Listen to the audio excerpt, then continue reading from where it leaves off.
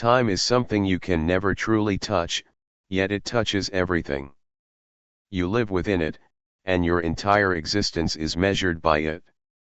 However, most people do not truly know what time is. We use clocks and calendars to keep track, but those are just numbers, they are not time itself. That is like holding a thermometer and assuming you understand the nature of heat. Time is far stranger and more powerful than we have been told. On this journey, we are going to pull back the curtain. First, we will ask a fundamental question: what exactly is time? Is it a flow, a direction, or something else entirely? Then, we will pick up the pace and see how you can leap into the future not in theory, but in reality. Scientists already know how to do it, the challenge lies in scale and speed. But what is truly wild is the past. Can we go back? Can we visit a moment that has already happened? Some believe wormholes could make it possible, while others warn of paradoxes that could destroy everything. Finally, we will arrive at the moment where time itself begins to unravel, logic bends, physics trembles, and the familiar rules of reality are declared void. The story is long, so let's start it in a dreamlike state, but before we begin, don't forget to like and share. Right at the edge where chaos and brilliance intertwine, we dare to build a time machine not just to imagine it, but to truly understand how it might work. So, take a closer look at your clock, because after you finish this video, the sound of its ticking will never feel the same again. Time is something we live with every day, yet most of us never stop to think about what it actually is. It governs our routines, our aging, and even the changes we see in the world around us. It flows steadily like a river, pushing us forward at a constant pace. But have you ever wondered, what is time, really? Is it just a way for us to measure the past, present, and future? Or is it something more, an existence woven into the very fabric of the universe? At first, time seems intuitive. It is what clocks measure and what calendars record. We wake up in the morning, go through the day, and fall asleep at night, all following the ticking of the clock. You know that when you look at your watch, it is 3:15 p.m., and you plan to meet a friend next Tuesday. Time is the structure of daily life that we rely on. But the more scientists study time, the more complex it becomes. One of the first things modern physics teaches us is that time is not an independent entity that ticks away on its own. Time is profoundly linked with space. Space and time are not separate dimensions, but a unified entity. Imagine space as a vast, invisible sheet extending infinitely in all directions. It is not a physical sheet you can touch, but a smooth, silent fabric that carries everything in the universe, stars, planets, galaxies, and even the light traveling between them. Now, imagine this fabric represents not just space, but also time. Together, they form what scientists call spacetime, a single, unified structure that constitutes the most fundamental foundation of the universe. This concept might sound abstract at first. After all, we usually view space and time as completely different things. Space is where things are left, right, up, down, while time is when things happen: morning, evening, yesterday, tomorrow. But in reality, they are not separate. They are two aspects of a deeper reality, like two intertwined threads in the same piece of cloth. The idea of space-time was first proposed in the early 20th century, marking a massive turning point in how scientists understand the universe. Before that, space and time were seen as absolute and separate. People thought time ticked at the same rate for everyone, everywhere, unaffected by anything. Space was viewed as a fixed stage upon which the drama of the Universe played out. Then, Albert Einstein arrived and completely changed the entire picture. In his general theory of relativity, Einstein proposed that space and time are not fixed, they are dynamic and malleable. Space-time can be stretched, compressed, curved, and even ripple like waves. It responds to the presence of matter and energy. In fact, gravity itself is not a force in the traditional sense, it is the result of mass curving space-time. This is a truly radical view. To better grasp it, it helps to return to the image of that stretched fabric. Imagine you spread a rubber sheet flat on a table. This is your space-time. Now, place a heavy bowling ball in the center. The fabric sags under the weight. This is what happens when you put a massive object like a planet or a star into space-time, the region around it becomes curved. Now, if you roll a smaller ball along the sheet, it will curve toward the heavier ball. It's not that a string is pulling it. Rather, it follows the curved path created by the sagging fabric. This is how Einstein viewed gravity. Massive objects curve space-time, and other objects move within this curved space-time. In our perception, this appears as gravitational attraction. It is not a force in the traditional sense, but a consequence of the geometry of space-time itself. In fact, it's not just big objects pulling small ones, because space-time is distorted, small objects are pushed along by the deformed space-time around them, gently guided along those curves leading toward the larger mass. Furthermore, this curvature does not only affect space. Because space and time belong to the same structure, when space is curved, time is also curved. The same fabric sagging under the weight of a star also stretches the timeline passing through it. In Einstein's model, time is not something that lapses at a fixed rate.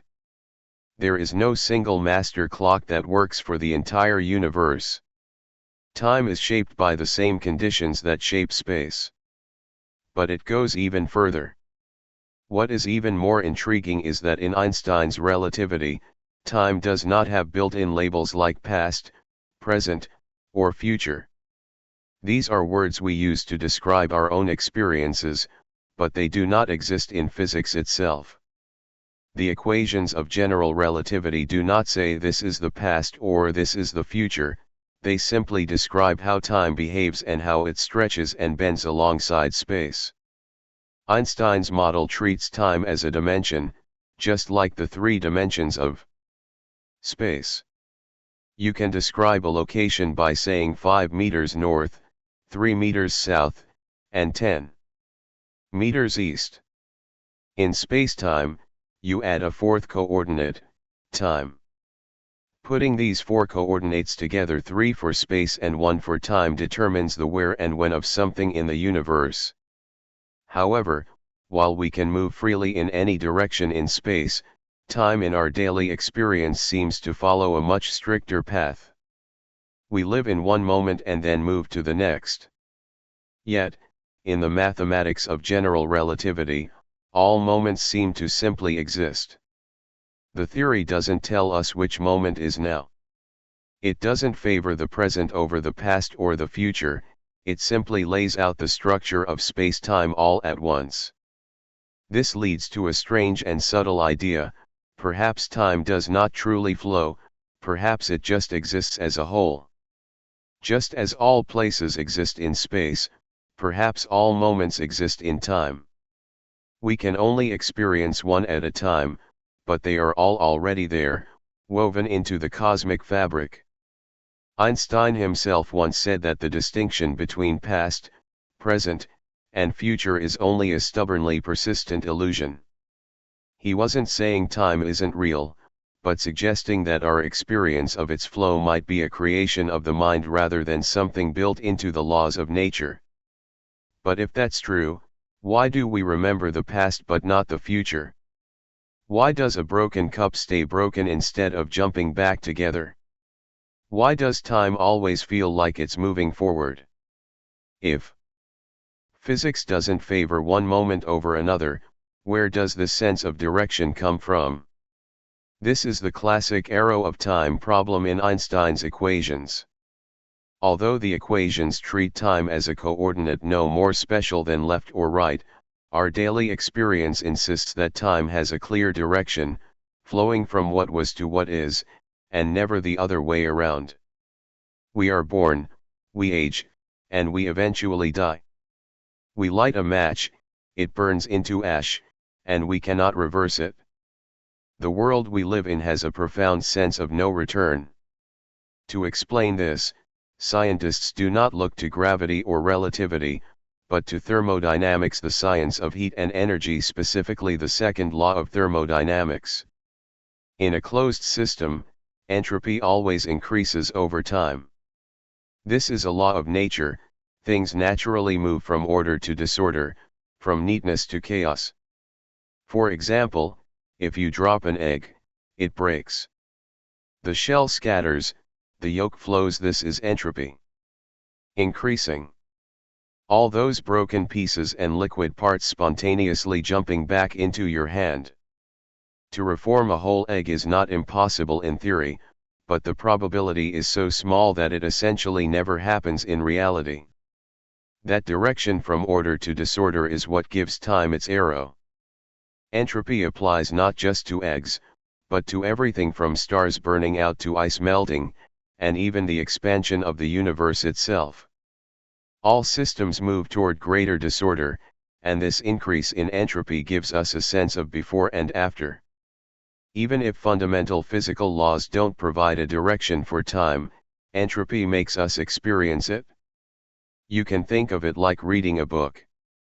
The words on page 10 are no less real than the words on page 50. They both exist simultaneously in the entire book, but we read it from front to back. Similarly, all moments exist in the space-time book of the universe, but entropy forces us to experience them in only one direction. Interestingly, if you play a video of an egg falling in reverse, it looks bizarre. This isn't just because we aren't used to it, but because it violates the deep rule of increasing entropy. This is also why we can tell if a video is playing forward or backward. We recognize the arrow of time. Now, there is something even more intriguing. The laws of physics don't actually say an egg cannot reform, they just say it is so unlikely that it almost never happens. The equations work just as well in reverse, which means the direction of time isn't hard-coded into the equations, it comes from the initial arrangement of things and the peculiar way entropy operates. So, as far as our experience is concerned, time is like a one-way street. But beneath the surface, the rules governing the universe are much more flexible. The now is not as unique as we imagine, the future is not necessarily unreachable, and the past is not truly as unvisitable as it seems. But to explore these possibilities further, we must ask a bigger question: if time can bend and entropy gives it direction, is there any way to travel within it? When Russian cosmonaut Sergei Krikalev returned to Earth in October 2005, he wasn't just an ordinary astronaut coming home, he was the most experienced space traveler of his time. Over nearly 20 years, Krikalev performed 6 space missions, accumulating a total of 803 days, 9 hours, and 39 minutes in space. This means he spent over 2 years living on space stations orbiting the Earth, watching sunrises and sunsets flash by at speeds unimaginable on the ground. His career began in the Cold War era. In 1988, he launched on the Soviet Soyuz TM-7 mission. He worked on the Mir space station, which was then the crown jewel of Soviet deep space exploration. Krikalev returned to Mir multiple times, living and working in the challenging microgravity environment, often for months at a time. He was known for his calm under pressure, his technical mastery, and his willingness to stay far from home for long periods. In fact, during a mission in 1991, the Soviet Union collapsed while he was still in orbit, leaving him in the strange position of being a citizen of a country that no longer existed. Later, as the space age shifted from competition to cooperation, Krikalev joined American astronauts on the Space Shuttle and eventually became a core member of the International Space Station program. In 2000, he participated in the first expedition to the ISS. In 2005, he returned as a seasoned veteran for his sixth mission. That final flight pushed his cumulative time in space to over 800 days, setting a world record at the time. During these missions, Krikalev experienced life in space in unprecedented ways, floating, working, sleeping, and even celebrating holidays hundreds of kilometers above the Earth. With each mission, he became more than just a space traveler. In a literal sense, he was a time traveler to the future. Yes, you heard that right. Here's why: when Krikalev was on the space station, he was moving extremely fast, about 7.66 kilometers per second, or roughly 27,600 kilometers per hour.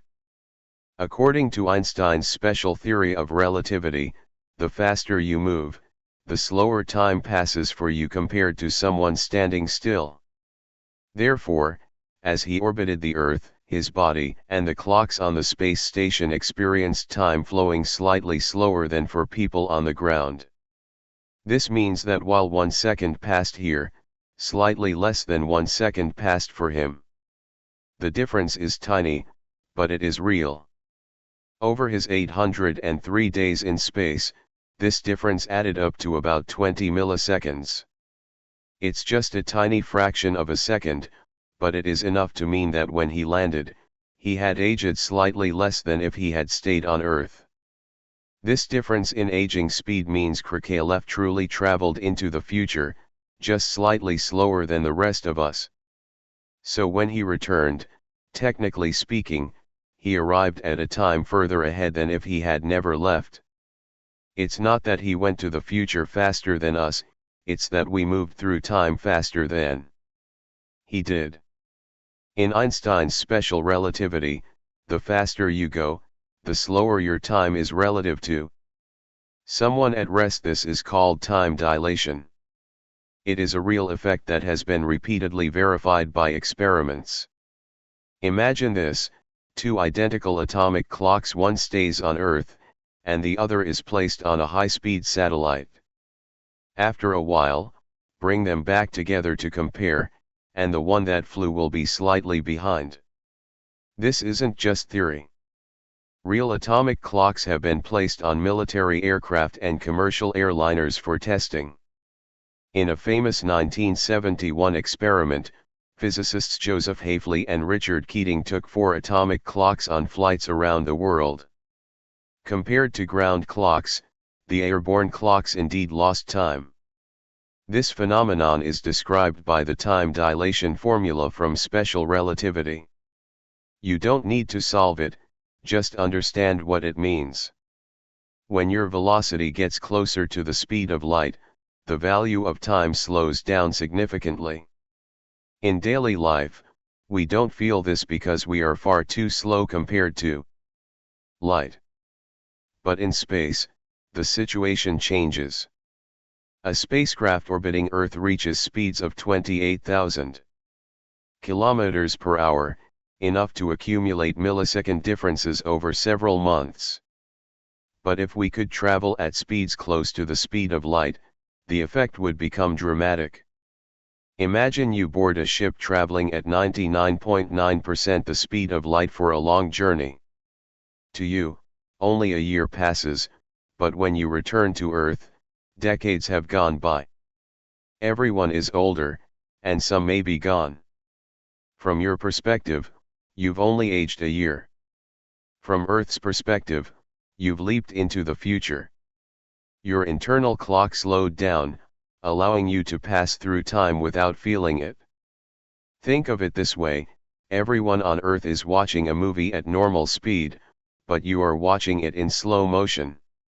The longer you watch, the more out of sync you become.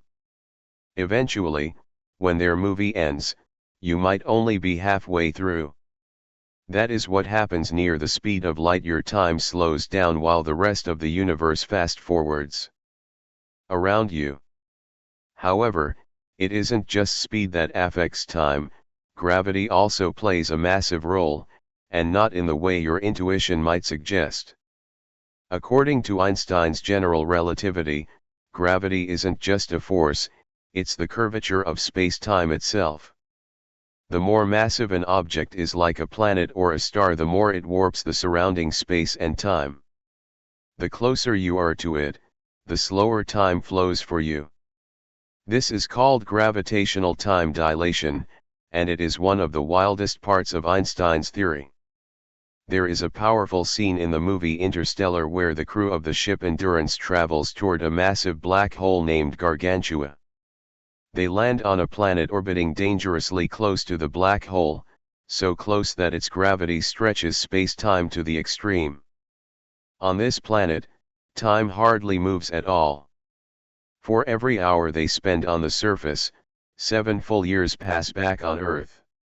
It sounds unbelievable, but when gravity is this intense, time itself becomes distorted to an extreme degree. When they finally return to the ship, the situation becomes even more heavy. For them, only a few hours have passed, but their teammate Romilly, who stayed behind on the ship, has aged 23 years. He waited alone for over 2 decades simply because they were so close to the black hole that time almost slowed to a crawl. This scene vividly demonstrates how gravity warps time near an extremely massive celestial body. The closer you get to Gargantua, the more space-time is stretched, and the slower time flows for you. Director Christopher Nolan didn't just invent gravitational time dilation near a black hole for dramatic effect, it is rooted in real physics. Theoretical physicist and Nobel laureate Kip Thorne served as the scientific consultant for the film, ensuring that the depiction of Gargantua and its planets remains scientifically grounded. Thorne's research on general relativity provided the foundation for how time behaves under intense gravity. While the scenes in the movie are spectacularly extreme, we can observe gravitational time dilation in much milder settings in reality, though the effects are far weaker. In the 1970s, scientists conducted an experiment on how gravity affects time by placing 2 extremely precise atomic clocks at different altitudes, one at sea level and the other at the summit of a mountain about 2,300 meters high. After 11 days, they compared the 2 clocks and found that the one on the mountain had run slightly faster than the one at sea level. This provided direct evidence of gravitational time dilation. The reason is that the clock on the mountain was further from the center of Earth's gravity. The higher the altitude, the weaker the gravitational field, the less curvature in space-time, and therefore, time flows a bit faster. Conversely, the clock at sea level was closer to the center of Earth's mass, so time passed more slowly. The difference was infinitesimal, only a few 100,000ths of a second, but it was measurable with the technology of that time. Beyond traveling at lightning speeds or lingering near a black hole, there is another intriguing way to reach the future, the warp bubble.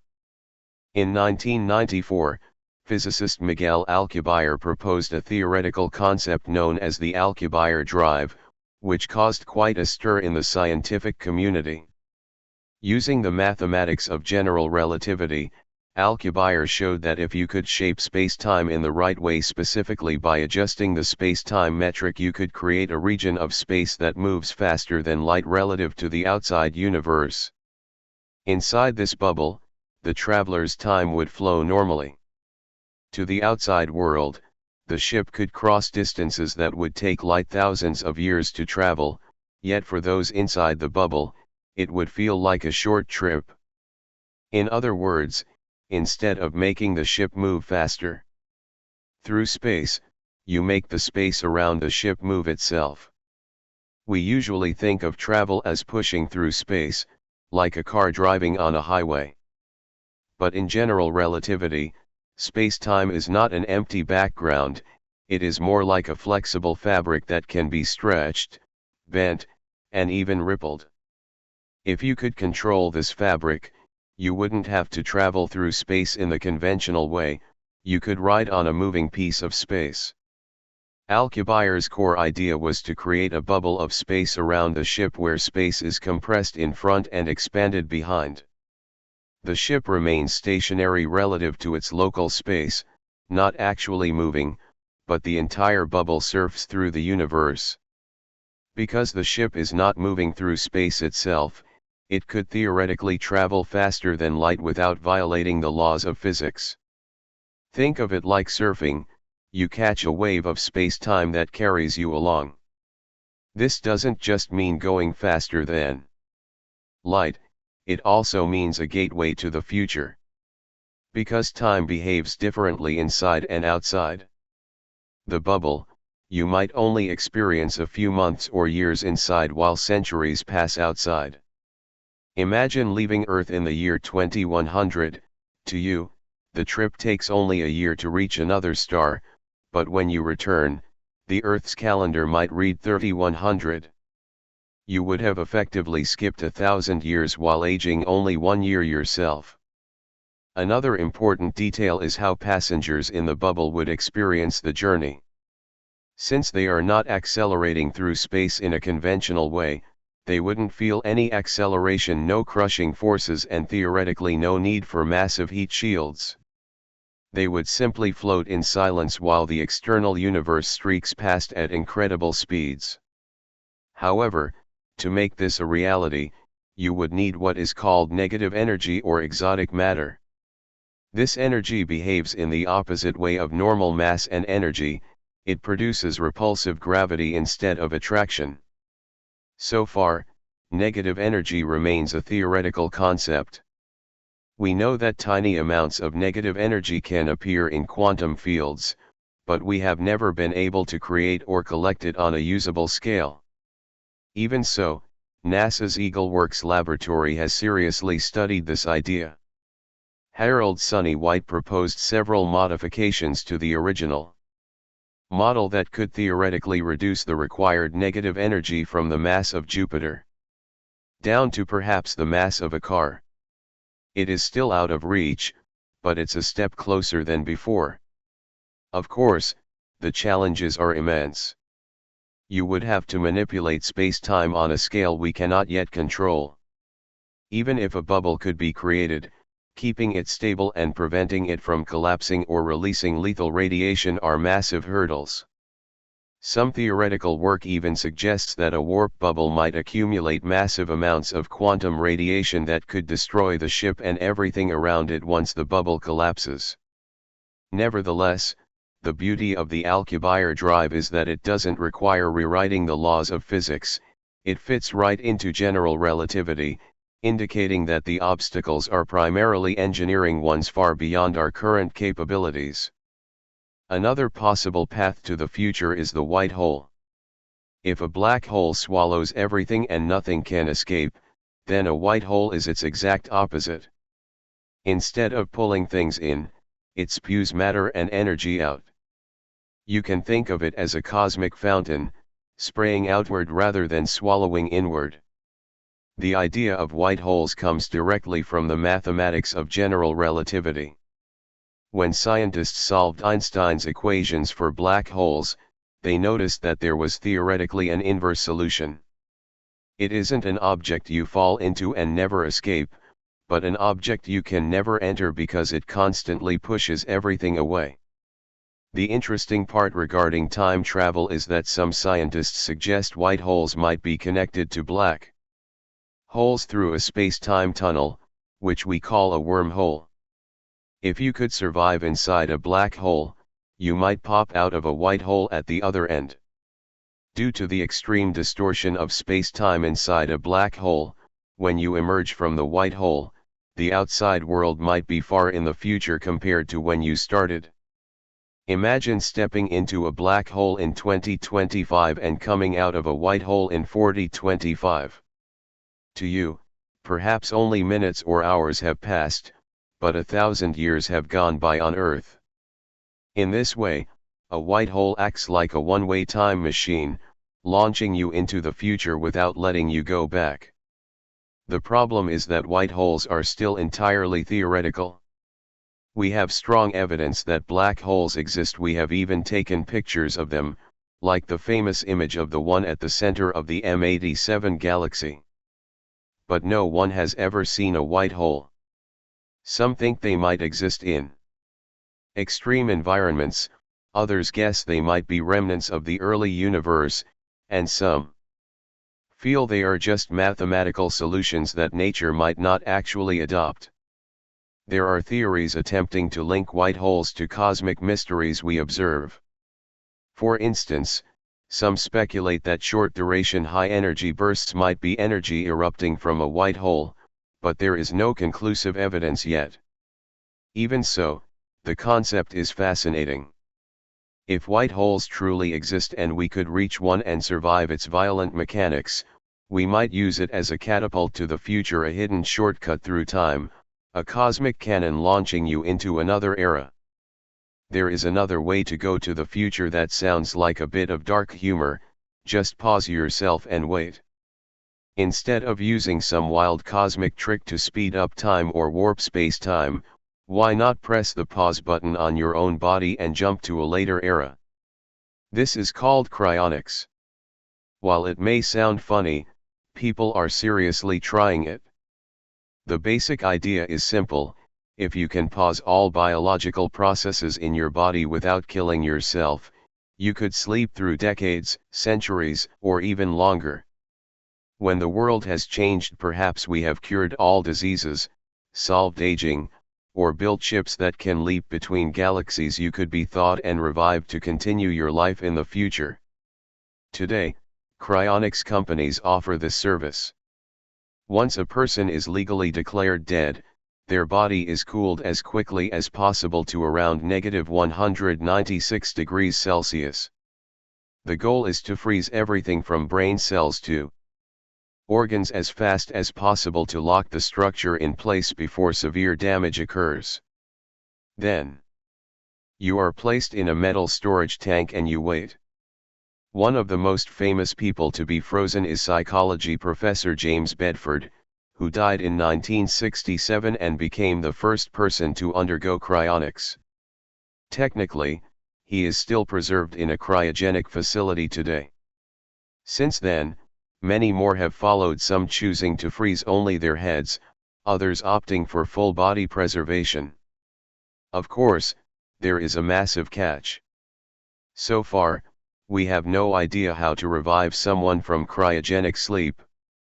Ice crystals can damage cells, and the chemical preservatives used can cause their own harm. Even if you are perfectly frozen, how to safely wake you up is a massive problem we have yet to solve.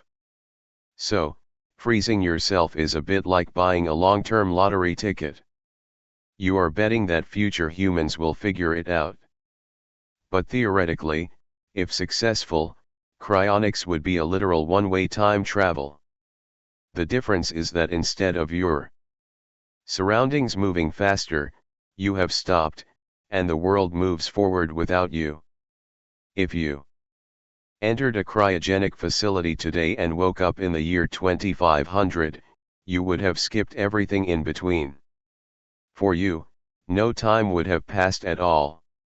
One moment you were here, and the next you were blinking in a world hundreds of years away. Beyond the imagination, it is quite intriguing. No need to warp space-time or build impossible machines. Cryonics offers a very different and very human path to future travel. It might not be as flashy as riding a warp bubble or jumping through a white hole, but in a sense, it is bolder. It is a gamble on science, technology, and a little bit of luck to bring you to the future of your dreams.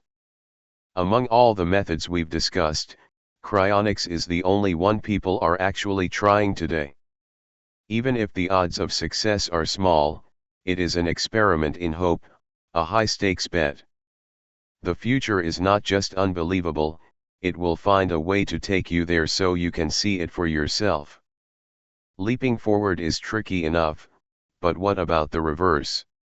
What if you wanted to turn back the clock and visit the past? It sounds impossible. Yet, when you dive into the strange depths of physics, you find hints that this might one day become a reality. One of the most iconic moments in movie history is when Marty McFly jumps into the DeLorean and hits 88 miles per hour. In Back to the Future, this is the magic number. When the speed is reached, the flux capacitor activates, the glowing lights fire up, and in an instant, Marty is torn from 1985 and dropped into 1955. The car leaves two trails of fire behind, the scenery changes instantly, and Marty finds himself in a world that is familiar yet completely different. The idea stepping into a car, reaching a certain speed, and sliding back to another year makes time travel seem thrilling yet almost ordinary, like traveling to another city. Of course, reality is far less simple, but the fundamental dream triggered by Back to the Future is something physicists have seriously pondered: is there truly a way to step into the reverse side of time? Can time be treated like space? If we find the right path, can we go backward as well as forward? The real solutions for going to the past are much thornier and more complex than those for going to the future. Yet, surprisingly, the same theory that explains gravity and black holes' general relativity actually allows for some wild possibilities. One of the most interesting ideas is the wormhole, a hidden tunnel in the fabric of space-time. It connects not just distant points in space, but potentially distant points in time as well. While Back to the Future made time travel look easy and fun without explaining the real physics, Interstellar took a different path. It still imagines boldly, but the physics it relies on are more solid. The famous scene at the end involves Cooper falling into the black hole called Gargantua. We had already seen how intense gravity pushes people into the future. When Cooper and his teammate landed on the water world near the black hole, time flowed incredibly slowly for them compared to those far away. Just a few hours on the surface equaled over 20 years on the ship. By the time Cooper and Brand returned, their teammate Romilly had aged decades while they had aged only hours. Cooper didn't build a time machine or use a special device. Simply by being close enough to a massive gravity source, he relatively jumped into the future. The more mind-bending part comes later. When Cooper lets himself fall into Gargantua to allow the Endurance to escape, he doesn't just experience extreme time dilation, he goes somewhere even stranger, a higher dimensional space called the Tesseract. Every moment in his daughter's bedroom exists simultaneously like a deck of stacked cards. Time is no longer linear. Cooper can see the past, present, and all versions of the room at once, like cards laid out across a dimension. In that moment, Cooper isn't just traveling through time, he is shaping it. Because his daughter solves the equation, future humans are able to build the Tesseract and send him back to save him, a perfect cross-generational loop. What's intriguing is that Cooper didn't break history or create a paradox. He didn't create a new timeline. Instead, everything he did in the Tesseract had already happened. The past and future influenced each other in a self-consistent way. This echoes a concept in physics called closed time-like curves. We will expand on this later, where time loops back and events are self-consistent. It is eerie, but it suggests that the future and the past can pull on each other without violating causality. Cooper's actions in the Tesseract didn't destroy the timeline, they fulfilled it. Although he didn't physically walk back into the past as a whole person, he influenced the past from the Tesseract. He reached across time rather than stepping into it. But is sending a whole person back to the past truly possible? Surprisingly, physics offers a path, the wormhole. Theoretically, a wormhole is a shortcut through space-time. Instead of traveling across a flat space-time surface, you go through a tunnel and pop out the other side. Imagine the universe as a sheet of paper. To get from one side to the other, you usually have to walk across the surface. But if you fold the paper and poke a hole through the overlapping parts, the two distant points touch, and you can jump instantly. This is the basic image of a wormhole, which physicists call an Einstein-Rosen bridge. A solution to Einstein's field equations looks like a bridge in space-time, and depending on the setup, it could connect not just distant locations, but different times. It gets crazier. If the two ends of the wormhole experience time differently, it becomes a true time machine. You enter one end and come out the other at a different time, either the future or the past. One way to do this is to attach one end of the wormhole to a rocket moving near the speed of light. Because of the time dilation from special relativity, the moving end ages more slowly. When you bring the two ends back together, their times are no longer in sync. So, stepping into the stationary end might bring you out of the moving end in the past, or vice versa. It all depends on which end is younger and which is older. If the traveling end is younger due to high speed or proximity to a large mass, moving from the older end to the younger end is like taking an elevator backward in time. Moving the other way is an elevator to the future. Think of it as two escalators moving at different speeds. Depending on which side you choose, you will move ahead or fall behind. But there is a hard limit that must be made clear: you can only go back as far as the moment the wormhole was created. Unless this wormhole existed since the age of dinosaurs, you can't go back that far. Science fiction often focuses on forward travel because it seems easier, but the truly troublesome and more interesting part is going backward. Wormholes, at least on paper, allow for returning to one's own past. Theoretically, you could even meet your younger self. Of course, there are three massive mountains to climb. First, a wormhole needs exotic matter to stay open. Normal matter would simply collapse under gravity, but exotic matter needs negative energy density to produce repulsive gravity to hold the tunnel open. We have never found such matter, but physics does not forbid it. Quantum effects suggest that negative energy can exist, but we still don't know if it can be sustained in large enough quantities or stable enough states for our use. Second, a wormhole must remain stable. Even the slightest disturbance or a tide of radiant particles could pinch it shut before you ever manage to cross.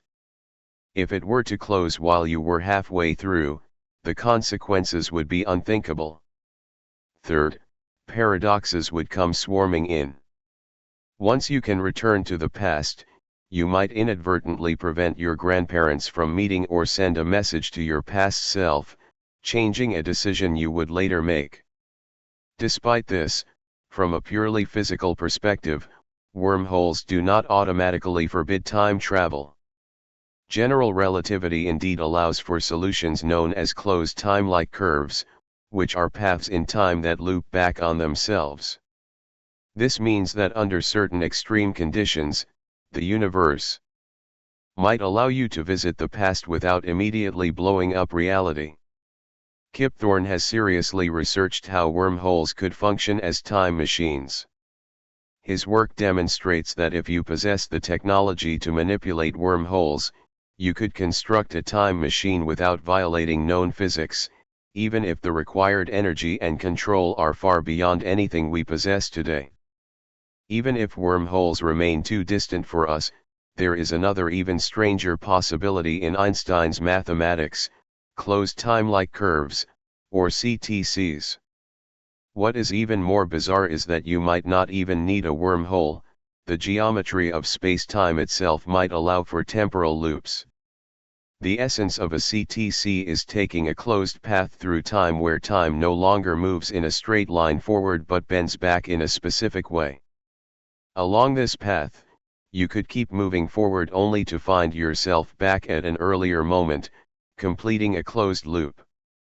This means you could follow a legitimate space-time trajectory and end up exactly at the moment you started, only now possessing the memories of your journey. This does not violate relativity, but it brings forth paradoxes, the most famous being the grandfather paradox. In reality, creating a CTC requires extreme conditions. Space-time must be warped with incredible violence. Something that might occur near a rotating black hole. There, the immense gravity and spin could potentially forge these closed loops theoretically.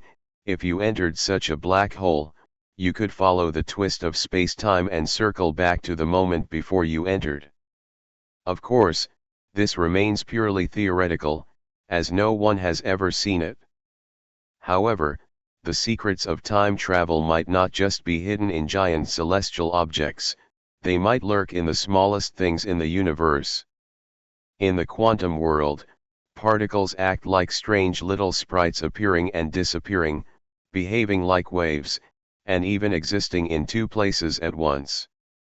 One of the most eccentric things they do is borrow energy they don't actually own, provided they return it quickly.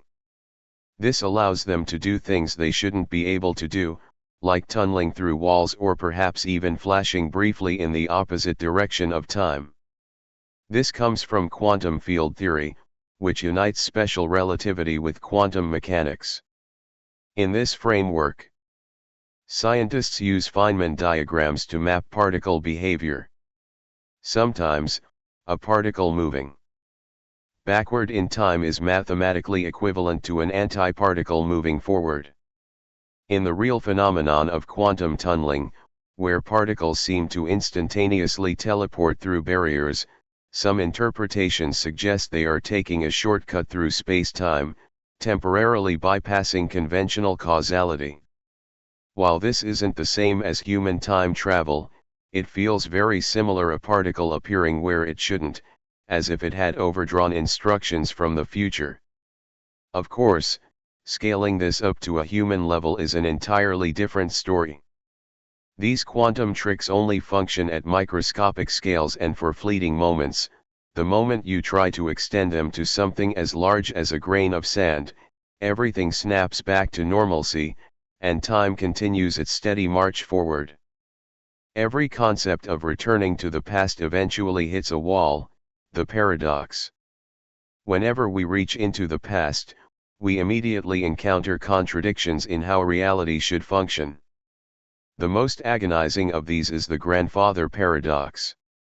Imagine building a time machine, going back to when your grandfather was young, and accidentally preventing him from meeting your grandmother. Maybe it's just a missed encounter, and he misses that one crucial date. If they never meet, your parents are never born, and if your parents are never born, you do not exist. But if you do not exist, who was it that went back to cause the trouble in the first place? Scientists try to solve this without giving up the dream of time travel. One idea comes from the many worlds interpretation of quantum mechanics. In this view, every choice you make branches into a new universe. So when you go back to stop your grandfather, you don't erase the original timeline, you generate a new branch where you never existed, while the timeline you started from remains perfectly intact. This sounds clean. The line you came from still exists, but there is a catch: you can never truly change your past. You can't fix your own mistakes or save people you've already lost in your world. You are only influencing a copy, not your actual history. Even if many worlds helps us bypass the grandfather paradox, it doesn't solve everything. There is the even stranger bootstrap paradox. Imagine taking a copy of Beethoven's complete symphonies back in time and giving them to a young Beethoven, who then copies them down and becomes famous. But where did the symphonies originally come from? You got them from Beethoven, and Beethoven got them from you. The entire cause and effect loop is self-circulating, never having an original starting point. The bootstrap paradox turns our intuition of causality into a hall of mirrors. Usually, there is a cause and then an effect, but here, they generate each other, like standing between two mirrors and seeing endless reflections without knowing where the first image lies. There is no satisfying answer to this. Some simply say that if time travel is possible, such loops might just be the way the universe is allowed to be. Others argue this proves that backward time travel is impossible. Then there is the predestination paradox, which is even more twisted. This is when everything you do to change the past actually ends up causing the very past you were trying to avoid. You learn of a future disaster and go back to stop it, but in the past, you make a mistake that triggers the disaster. You aren't the hero, you are the cause. Movies love this trope. In 12 Monkeys, Bruce Willis tries to stop a virus outbreak, but everything he does only serves to fulfill the destined future. In The Terminator, characters go back to stop the rise of machines, only to end up building the very future they sought to prevent. In Harry Potter and the Prisoner of Azkaban, Harry discovers that the person who rescued him was actually himself, having traveled back from the future. Every paradox forces us to face a cold possibility. Even if physics allows a path to the past, the universe might have a built-in protection system that prevents you from changing anything significant. History might be like wet concrete, you can leave footprints, but you can't change the direction of the road. Or, if the multiverse is real, every trip back is just a new branch splitting off from your original line, leaving yours untouched but causing the universe to branch infinitely. Neither answer is perfect, every solution opens a new crack elsewhere. There are good reasons why time travel seems impossible. You try to put a broken egg back together, and the universe blocks you at every turn. So, what can be done? Perhaps we need to stitch together all the wildest theories into a single toolkit to warp time. Let's start at the heart, the energy source. Traveling through time isn't like driving on a highway, you aren't just moving through space, you are tugging at the fabric of spacetime, trying to fold and twist it before pushing yourself through. This requires an absurd, almost insane amount of energy, far beyond anything humanity has ever controlled. When physicists look for something in nature strong enough to play with time, one monster stands out, the black hole. But not just any black hole, a rotating one, known as a Kerr black hole, named after Roy Kerr, who solved the equations in 1963. This kind of black hole isn't sitting still like a dark bowling ball, it spins almost at the speed of light. When something that massive rotates, it doesn't just turn itself, it drags the surrounding space-time along with it. Think of it as a giant tornado made of gravity. If you could get close enough without being torn apart, you might ride this vortex and circle back through time. The technical vision is this: in a region near a rotating black hole, space-time is twisted so severely that moving forward is no longer the only option. By choosing a specific orbit, you could theoretically return to your own past. The black hole acts like a cosmic generator, outputting twisted time. Of course, trying to charge a time machine this way is like trying to plug your phone into a lightning bolt during a tornado. The energy density, radiation, and tidal forces are high enough to destroy any known material. You would have to extract energy from the accretion disk, the swirling, glowing, chaotic flow of plasma around the hole.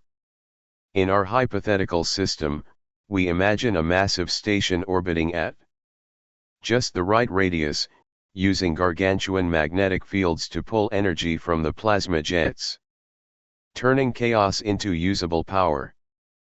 But brute force isn't enough, you need a sculpting tool to carve out a time channel. This is where the ring of space-time comes in. Imagine stirring a giant pot of honey. At first, it just swirls, but if you stir it fast enough, the center will pull inward with spirals and vortices. We want to replicate this in space-time, using enough mass and energy to churn it until it folds, creating a closed time-like curve.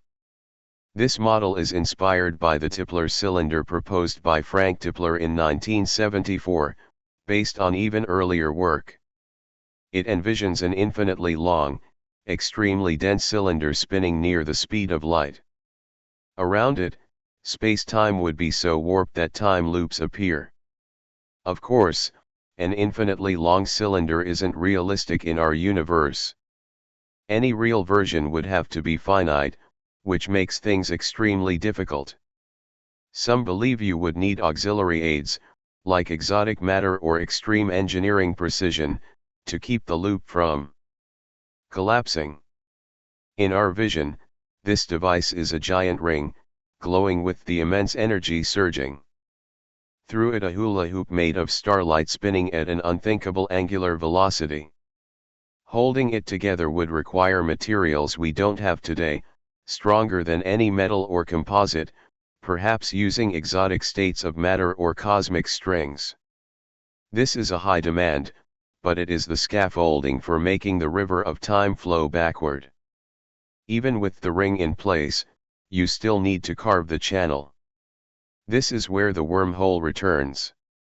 Also known as an Einstein-Rosen bridge, wormholes are not strangers to the equations of relativity, but they are naturally unstable and would snap shut in the blink of an eye. To prop them open, you must use negative energy. Negative energy sounds like fiction, but the Casimir effect gives us a clue. In a vacuum, when two metal plates are placed extremely close together, a tiny, measurable pull appears between them, which can be interpreted as a manifestation of negative energy density.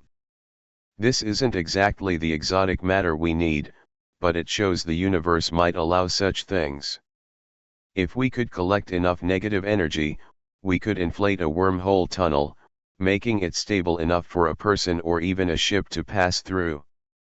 But how do you navigate? Normal GPS uses timing signals from satellites to calculate your position.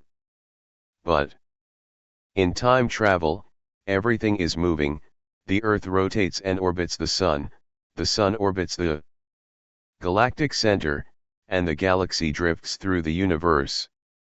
If you don't align your space-time coordinates precisely, even a few minutes of error could leave you appearing in the empty space where the Earth used to be. Therefore, we need space-time anchors. An exciting idea is quantum entanglement. Entangled particles stay linked no matter how far apart they are. If we could fix entangled clocks or particles at specific space-time coordinates, they could act as anchors, letting a traveler lock onto a specific place and moment. The work of Anton Zeilinger on quantum teleportation and the experiments by Pan Jianwei's team using quantum satellites to verify entanglement stability over long distances suggest that a long-range, long-duration entanglement network is not a pipe dream. Perhaps one day, a network of interstellar beacons made of entanglement will become the ultimate space-time map, an unbreakable lighthouse woven into the fabric of the universe to guide time travelers. Imagine it as a space-time version of GPS, not with satellites in the sky, but with particles whispering to each other across light years and centuries. Even just writing it down, building a time machine feels like trying to put together a puzzle using pieces from different games. Each piece doesn't quite fit. You need the unstoppable pull of a rotating black hole, impossible materials to build a spinning ring, exotic matter to prop open a wormhole, and the precision of quantum entanglement to navigate, all while praying that the universe's own security system doesn't swat you away. Each part alone is a miracle, putting them together is like asking for a miracle on top of a miracle. Yet, that is where the beauty lies. These theories don't say it's absolutely impossible, they just say it's ridiculously difficult. Physics leaves the door open just a tiny crack wide enough for imagination and innovation. Perhaps one day, a future civilization that can harness the power of stars and tame the weirdness of the quantum world will build machines that can sail the river of time. Such a machine would look like magic to us. Maybe that's why we haven't met any time travelers yet. Building a time machine might be so difficult that even a civilization a million years ahead of us finds it too dangerous or expensive. Maybe they built them and then vanished into other timelines. Or maybe they saw the risks and locked the technology away forever. But the point isn't the result, it's the pursuit. Even if time travel is full of puzzles, traps, and impossibilities, the chase is worth it. In trying to solve the mystery of time, we push the boundaries of physics, engineering, and imagination. We ask bigger questions and dream bigger dreams. This is the essence of science. It's not just about building rockets or lasers or even time machines, it's about reaching for the stars, or in this case, reaching for the entire river of time. We reach out knowing we might fall, and we try knowing we might fail, because hidden in the code of black holes and quantum paradoxes, there might be an answer or at least a better question.